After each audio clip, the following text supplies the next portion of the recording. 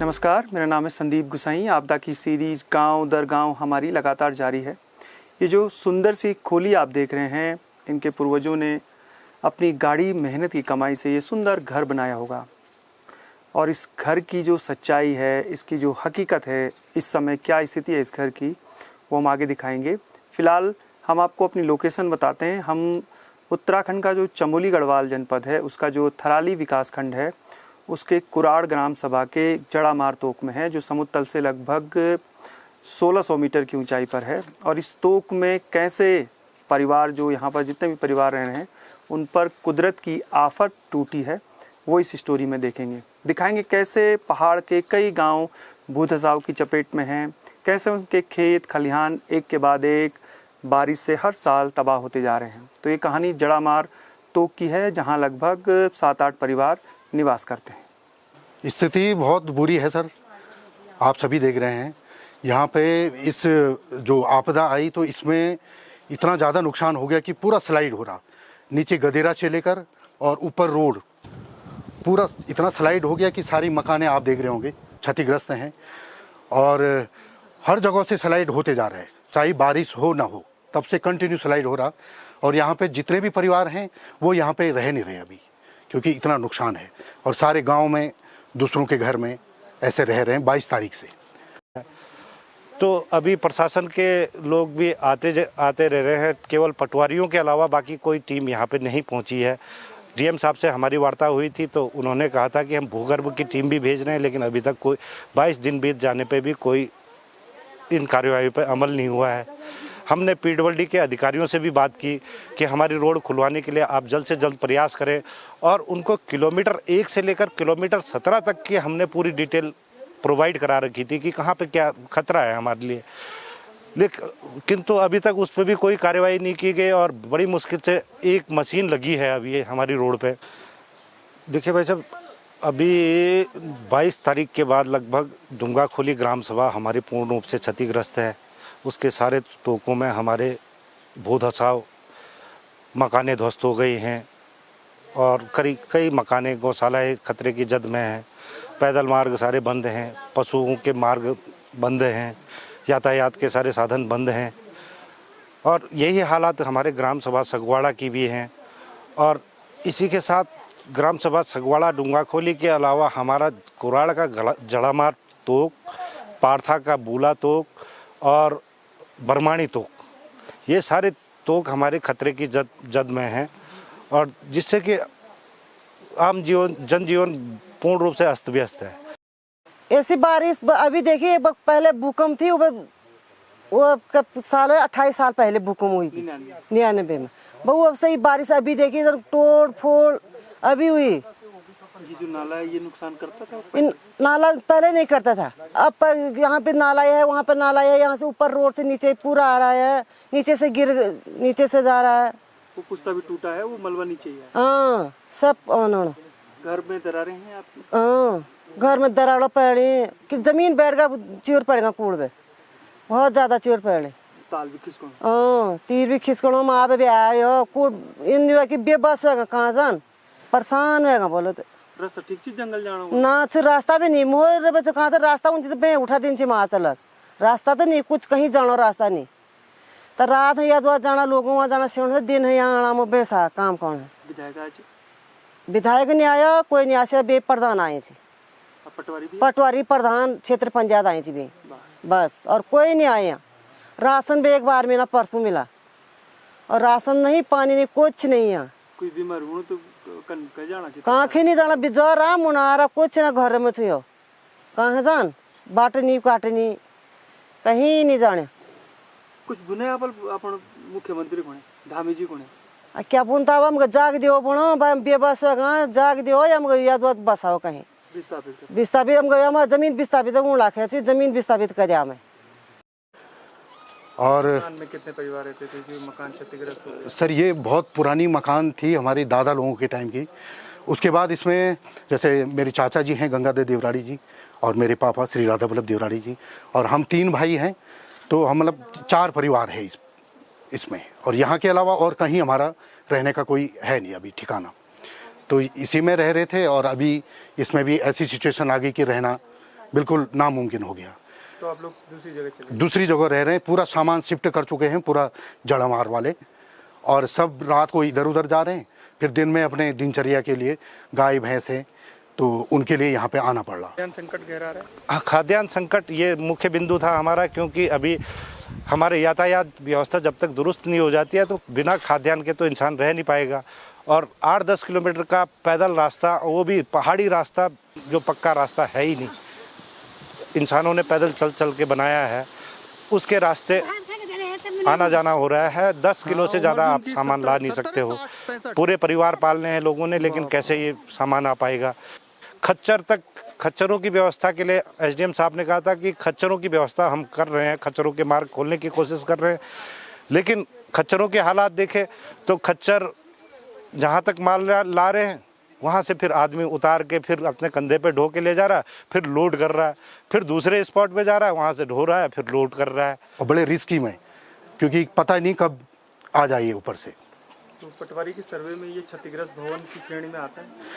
बिल्कुल सर, अब कल आए थे पटवारी जी काफ़ी टाइम बाद, और कल पटवारी जी आए थे इवन कल मतलब 12 सितंबर। हाँ 12 सितंबर को, तो कल आए थे, उन्होंने सर्वे करा अपने हिसाब से, और बाकी पता नहीं अब आगे क्या करते हैं। और बाकी जो भूगर्भ वाली टीम होती है निरीक्षण वाली, वो यहाँ पे पहुँची नहीं, क्योंकि ये जोन पूरा स्लाइड में है। वो पहुंची है, अभी नहीं पहुंची? अभी नहीं पहुँची सर जी। और बाकी यहाँ पे जो सुविधाएं हैं, सुविधाएं भी प्रॉपर नहीं पहुँच रही हैं। यानी परसों जो है कि हमें जो खाद्यान्न सामग्री है वो थोड़ा बहुत मिला है जी, 12-11 सितंबर। हाँ 11 को। और बाकी यहाँ पे कोई सुविधाएं भी नहीं मिली, और काफ़ी बार हमने जाके भी बोला, और दूरी इतनी ज़्यादा है कि पैदल जाना आपको पता ही है, लगभग 8-10 किलोमीटर है यहाँ से, तो पैदल रोड तो ख़त्म है। थराली विकासखंड की सोल पट्टी हो या फिर जो धार पट्टी, इन इलाकों में 22 अगस्त, 28 अगस्त, 3 सितंबर, इन तमाम दिनों में अतिवृष्टि से, भारी बारिश से कई नुकसान हुआ है। निचले स्तर के कर्मचारी तो इन इलाकों में दौड़ रहे हैं, लेकिन जो बड़े स्तर के जिले स्तर के अधिकारी हैं उन्होंने अभी तक इन क्षेत्रों का भ्रमण नहीं किया है। स्वास्थ्य विभाग हो या पीडब्ल्यूडी हो या फिर रेवेन्यू विभाग के अधिकारी हों, एसडीएम स्तर के, उन्होंने ग्राउंड में जाकर स्थिति का जायज़ा नहीं लिया। कोशिश ये भी नहीं की जा रही है कि नुकसान कितना हुआ है, कितने परिवार हैं जिनको जो प्रभावित हुए हैं। मुआवजा भी उन्हीं लोगों को दिया जा रहा है जिनके मकान पूरी तरीके से क्षतिग्रस्त हुए हैं, जबकि ऐसे सैकड़ों मकान हैं जिनके मकानों में दरारें पड़ गई हैं, आगे से भूधसाव हो रहा है। ये हमने आपको जो आपकी सोल पट्टी है वहाँ भी हमने देखा, यहाँ जो धार पट्टी है वहाँ भी देखा। उसके अलावा हमने पौड़ी के जो अलग अलग क्षेत्र थे वहाँ भी यही स्थिति देखी। मोटी तनख्वाह तो अधिकारी लेते हैं, लेकिन जब आपदा जैसी भीषण त्रासदी झेलते हैं क्षेत्र, तो ग्राउंड पे जाकर बहुत कम अधिकारी होते हैं जो निरीक्षण करते हैं।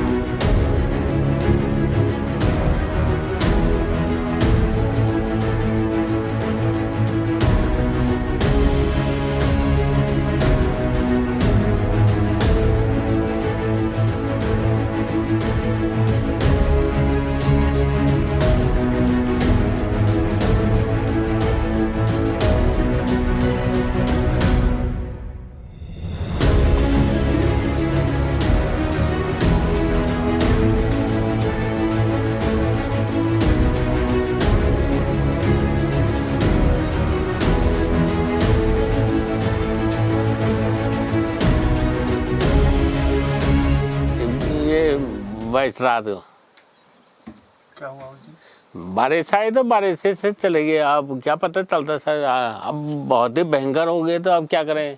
अब यहीं पर तो यहीं पर रहते थे, अब क्या करें। अब बाहर भी आते तो कैसे आते, बारिश बहुत भयंकर लग गई थी। कब बनाया था मकान? ये करीब 14-15 साल हो गए मकान बने हुए पर। कितने परिवार रहते हैं इसमें? 4 परिवार। वो देहरादून नहीं रहते हैं पर 4 परिवार। बिजली पानी है या कुछ नहीं, ना पानी है ना बिजली है, कुछ नहीं। कोई अधिकारी कोई नेता आया? कोई नहीं सर, आए थे वो पटवारी जी आए थे, एसडीएम साहब आए थे, वो नायब तहसीलदार आए थे, बाकी कोई नहीं। अभी कोई विधायक नहीं आई, प्रधान आई, यो वो आया पटवारी यूं आया थे साने दुई बगत है वो भी ना मकानों में दरार नहीं सो अकेले बैठू सो सारे अकेले बैठू ये गांव में और भी नुकसान हाँ ये गाँव में हुई नुकसान पलतर हुई बहुत ज्यादा नुकसान। आप देखा तुम आज जखने खेती जमीन भी सब खेती भी ले मिया तफुन बने सो खेती करनी चाहिए तो सो खेती भी सब ले हमारी जमीन तो। उत्तराखंड के बागेश्वर, चमोली, रुद्रप्रयाग, पौड़ी, उत्तरकाशी जिलों में जो अतिवृष्टि से नुकसान हुआ है, अगर तमाम जितने भी इन्फ्लुएंसर हैं, यूट्यूब पे काम करने वाले जो लोग हैं, अगर इन इलाकों में अपने अपने क्षेत्रों में ग्राउंड पे जाकर लोगों की आप बीती बताते तो शायद दबाव पड़ता सरकारों पे, अधिकारियों की जो आँख और कान है वो उनको खोलने का काम करते। लेकिन हमारा ये सुझाव भी है और उनको सलाह भी है कि आप अपने अपने इलाकों में तमाम जितने भी क्षेत्रों में आपदा आई है उन इलाकों की ग्राउंड रिपोर्ट करके आप सरकार और नेताओं को ज़मीनी हकीकत से रूबरू करा सकते हैं। हम इस समय जो उत्तराखंड का चमोली जनपद है उसका जो थराली विकास खंड है उसके डुंगा तोली जो ग्राम पंचायत है उसके एक तोक में है और इस तोक में जितने परिवार हैं वो भय के साए में जी रहे हैं। आप इस तस्वीर में देखिए कि इस मकान में पूरा ये जो उनका चौक है वो स्लाइड हो गया है और अधिकारियों के नाम पे केवल पटवारी और जो कानूनगो हैं वो सर्वे करके गए हैं। इसके नीचे उनकी तमाम जो खेती की ज़मीन है वो बर्बाद हुई है और आसपास जितने भी ये ड्रोन शॉट आप देख रहे हैं उससे आपको 22 अगस्त और उसके बाद कई दिनों तक जो अतिवृष्टि हुई, तेज़ और अत्यधिक बारिश हुई, उसने जो नुकसान पहुंचाया है उनके खेतों को, मकानों को, उसका अंदाज़ा लग गया होगा। जनजीवन इस पूरे क्षेत्र में अस्त व्यस्त हो गया है। यहाँ के लोगों की जो आजीविका है वो कृषि पर ही टिकी हुई है और जो कई जो युवा हैं वो बाहर प्राइवेट सेक्टर में नौकरियां करते हैं। तो खेती की ज़मीन एक तरफ बर्बाद हुई, दूसरी तरफ उनके मकानों में दरारें हैं, तो भय के माहौल में जी रहे हैं। और जिस परिवार के ये मकान है यहाँ तो पिछले करीब 20-22 दिनों से बिजली भी गुल है और पेयजल की लाइनें भी ध्वस्त हो गई हैं। आप अंदाज़ा लगा सकते हैं कि कैसे ये जीवन यापन कर रहे हैं। अब हम और लोगों से पूछते हैं कि किस तरीके की दिक्कतें उनको पेश आ रही हैं। इस गांव की जो भू आकृति है वो समझाते हैं आपको। नीचे गदेरा बह रहा है और ऊपर की तरफ जो चीड़ का जंगल है और पहले से ही यहाँ पर मिट्टी लूज मटेरियल था, बोल्डर जगह जगह हैं दिखे हुए। इसका मतलब इस इलाके में इतिहास में कभी बहुत ज़्यादा अतिवृष्टि से लैंडस्लाइड हुआ और उसके बाद 200 साल पहले के आसपास या 150 साल पहले के आसपास इस इलाके में ये जो डुंगा कोली गांव है उसके जो तोक हैं उन्होंने मकान बनाने शुरू किए। गांव के ऊपर भी करीब 100-200 मीटर ऊपर से मलबा आया है और अलग अलग फैल गया है। उसने जो कृषि की जो भूमि है उसको नुकसान पहुंचाया है और जो गांव के नीचे जहां पर उनकी बसासत है उसके नीचे भी करीब 100-200 मीटर तक का जो लैंडस्लाइड है वो हुआ है।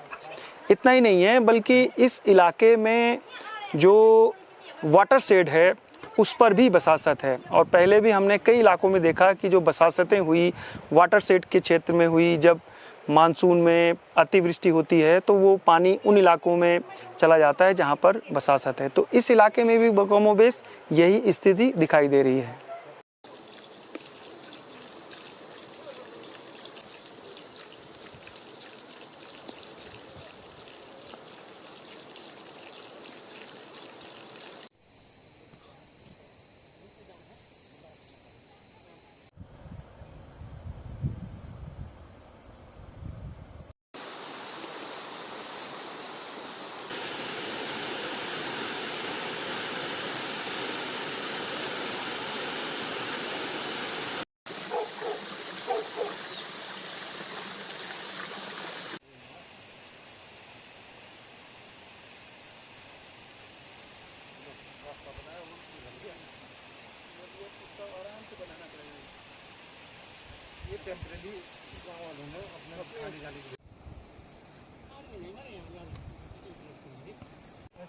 पत्थर के ऊपर केवल मिट्टी जहाँ है मिट्टी के ऊपर टिका पड़ा बस वो मिट्टी स्लाइड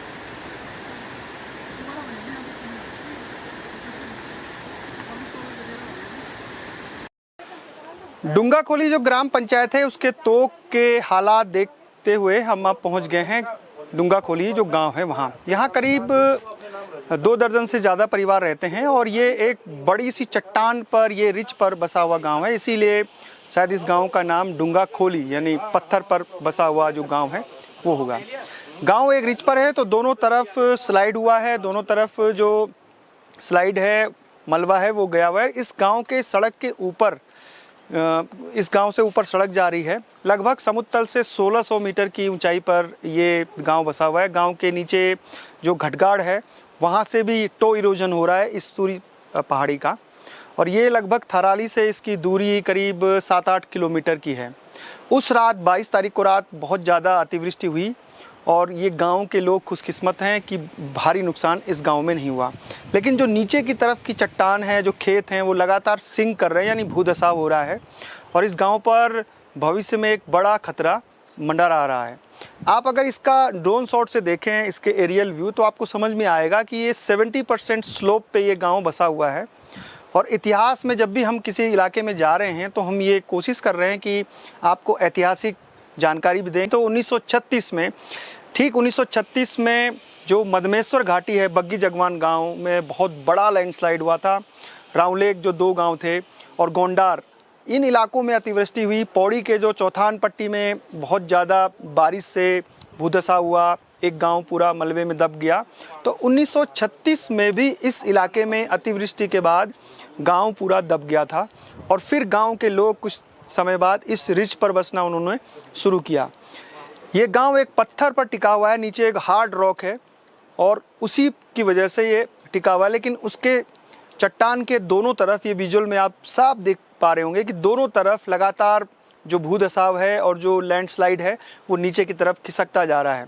तो जो मकान जो उनके वाटर शेड में है उनको सीधा खतरा बना हुआ है। जी, स्थिति तो भयावह है। मेरी ग्राम पंचायत डूंगा खोली में 2 गांव हैं, जैसे डूंगा खोली और सगवाड़ा। दोनों गांव में जो ये 22 तारीख की आपदा आई है, दोनों गांव में भारी नुकसान हुआ है, जनहानि भी हुई है और आर्थिक नुकसान भी हुआ है। और जैसे मेरे गांव में पुराना गांव तोक है, इसके नीचे जो हमारी बस्ती है, इसके नीचे से 2014 से स्लाइडिंग हो रही है। बीच में 2019 में यहाँ पे भूगर वाले भी आए थे, उन्होंने सर्वे करी थी, उस पर भी कोई संज्ञान नहीं लिया प्रशासन ने। तो मेरा प्रशासन से भी विनम्र निवेदन है, हम तो संपर्क में हैं ही, फिर भी आपके माध्यम से मैं प्रशासन से निवेदन करता हूं कि जल्दी से जल्दी इस तोक का और अपने गांव सगवाड़ा में कमखोली, मल्ला कमखोली और तल्ला कमखोली, उस तोक का, गमिल गांव तोक का एक बार भू सर्वे कर लिया जाए जल्दी से जल्दी, ताकि उसमें ये हमें उनको पता चले कि यहाँ पे ये इन तोकों की स्थिति क्या बनी है और भविष्य में खतरा बना हुआ है, कभी भी अनहोनी हो सकती है। जी, तहसीलदार साहब आए थे, बाकी तो आ नहीं पाए अभी तक। और जनप्रतिनिधि अभी तक कोई पहुंचा नहीं। हमारे जिला पंचायत सदस्य जी हैं वो पहुंचे हैं, बाकी तो को अभी तक कोई पहुंचे नहीं है। यहाँ आए हुए मुझे 27 साल हो गए, पहली बार ऐसी बारिश देखी है। क्या हुआ था 22 तारीख? 22 तारीख को तो बहुत तेज़ बारिश थी और जगह जगह बादल फटे और लाइट भी चली गई थी रात को। ऐसी अफरा तफरी में भागे इधर उधर, डर का माहौल था पूरा। जहाँ भी देखो वहीं स्लाइडिंग हो रही थी, परेशान थे सारे बच्चे, इधर उधर अपने आप को बचाने के चक्कर में थे। कृषि जमीन भी गई है? हाँ, कृषि की जमीन भी पूरी चली गई। जहाँ जहाँ खेत थे 2-3 जगह, वहाँ तो कुछ बचा ही नहीं है। बस दूसरी जगह बसाया जाए। हाँ, दूसरी जगह बसाया जाए, क्योंकि हम यहाँ आप कैसे रहेंगे। जैसे बारिश आ रही, डर के मारे लोग घर के अंदर ही नहीं रह रहे। बारिश आ रही तो लोग अपनी अपनी जान बचाने के लिए इधर उधर भाग रहे, और क्या कर सकते हैं।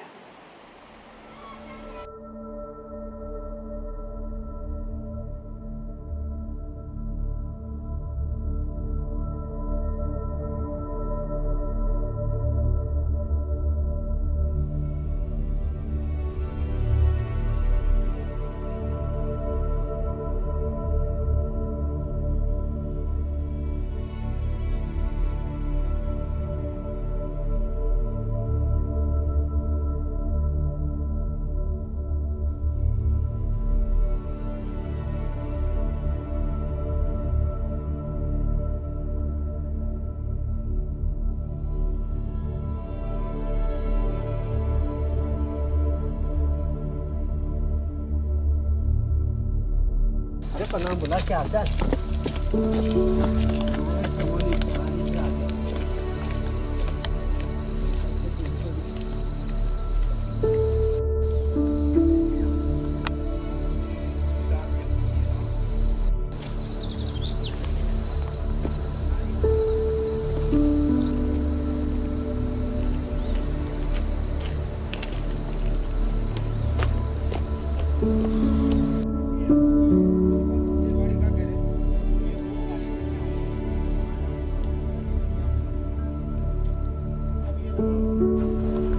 आपदा की रिपोर्टिंग आसान नहीं होती, इसमें कई बार खुद भी जोखिम लेना पड़ता है। तब हम सीमांत घाटियों में अतिवृष्टि, भूकंप या फिर लैंडस्लाइड से प्रभावित परिवारों से मिल पाते हैं। सरकार के पास पूरा तंत्र है, प्रशासन, कई विभाग होते हैं, तब भी सरकार भी जब बड़े स्केल पर आपदा आती है तो कई बार प्रभावितों तक नहीं पहुंच पाती। कई जगह सरकार का काम ठीक है, लेकिन कई जगह सरकार भी लाचार सी दिखती है। आपदा के बाद जो सबसे मुश्किल काम है विस्थापन और पुनर्वास का, वो सबसे बड़ी चुनौती हर सरकार, हर जो प्रशासन है उसके सामने होती है। अगर प्रशासनिक अमला इसमें त्वरित और सही तरीके से विस्थापन करता है तो वो विस्थापन आपदा पीड़ितों का जो दर्द है वो बहुत जल्दी जख्म उनके भर जाते हैं। लेकिन कई बार विस्थापन में सालों बीत जाते हैं। इसीलिए उत्तराखंड में 450 से भी अधिक गांव अभी भी विस्थापन की जो मांग है वो कर रहे हैं। कई घरों और कई आपदा पीड़ितों तक हम नहीं पहुंच पाए, समय की कमी थी और कई जगह हम जा भी नहीं पाए क्योंकि दूर बहुत थे। अब आप अंदाज़ा लगा सकते हैं कि जब देहरादून से हम इन इलाकों में ग्राउंड रिपोर्टिंग के लिए कितनी मुश्किलों से पहुँचे, तो जो और जगह हैं जहाँ पर इस तरह की दिक्कतें आती हैं वहाँ किस तरह लोग अपनी दिनचर्या, रोजी रोटी और कृषि का काम कर रहे होंगे। हमें उम्मीद है सीरीज आपको पसंद आई होगी। फिलहाल संदीप गुसाई को इजाज़त दीजिए। जय नंदा, जय हिमाल। ऊपर जो सड़क है वहाँ से ये जो पूरा लैंडस्लाइड जोन है सड़क पर वो दिखाया था। अब और नज़दीक से देखिए कि कैसे सड़क जो है वो बीचों